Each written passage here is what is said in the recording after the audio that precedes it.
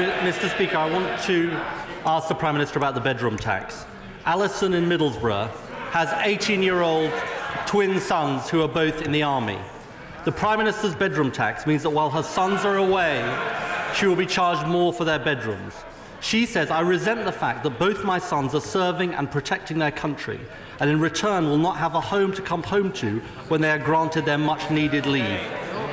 What's the Prime Minister's answer to Alison? Well, first of all, let me make clear, this is not a tax, this is a benefit. And I'd make 2 points.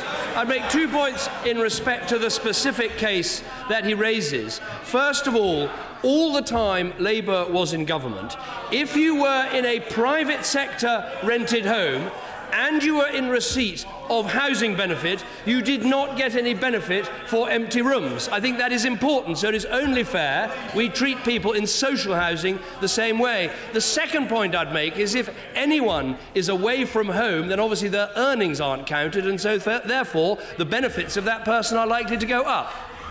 Ed Miliband.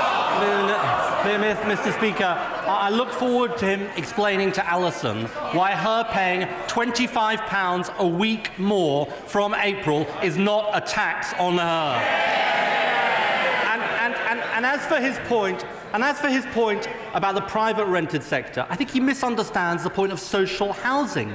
Part of its purpose is to protect the most vulnerable. And according to the government's own figures,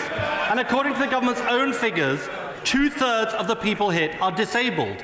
Let me tell the Prime Minister about an email I received last week. It says, "My wife is disabled, has a degenerative condition and is cared for in bed." The gentleman goes on, "Due to her illness and my own medical conditions, I usually sleep in the spare bedroom. Why is it fair for him and hundreds of thousands of others of disabled people like him to be hit by the bedroom tax?" Well, first of all, as with every honourable member, if he wants me or the Department of Work and Pensions to look at a specific case, of course I will.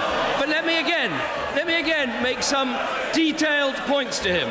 First of all, there is a £50 million fund to deal with difficult cases. But let me also make the basic argument of fairness that he seems to miss. If you are in private rented housing and receive no housing benefit, you don't get money for an extra room.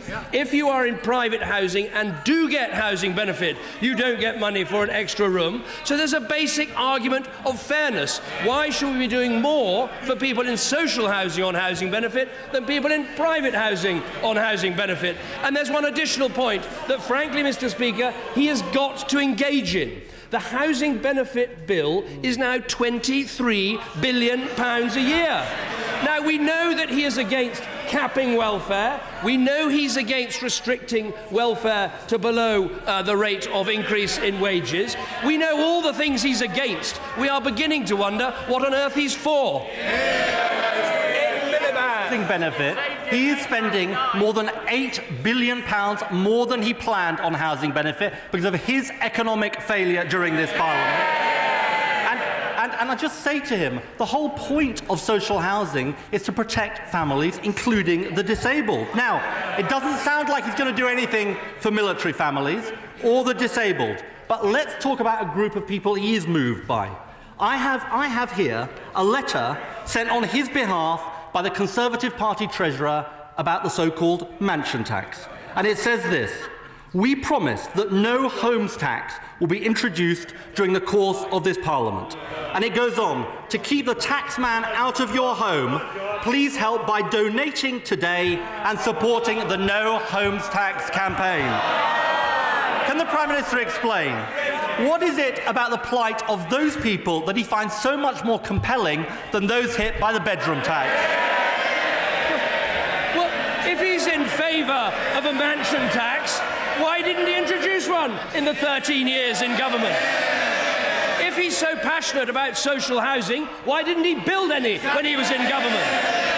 And if he thinks that we're spending too much on housing benefit, he's just said the bill's going up, why does he oppose each and every attempt we make to get the welfare bill under control? The fact is, the public can see we are on the side of people who work hard and want to do the right thing. All he can ever do is spend more money.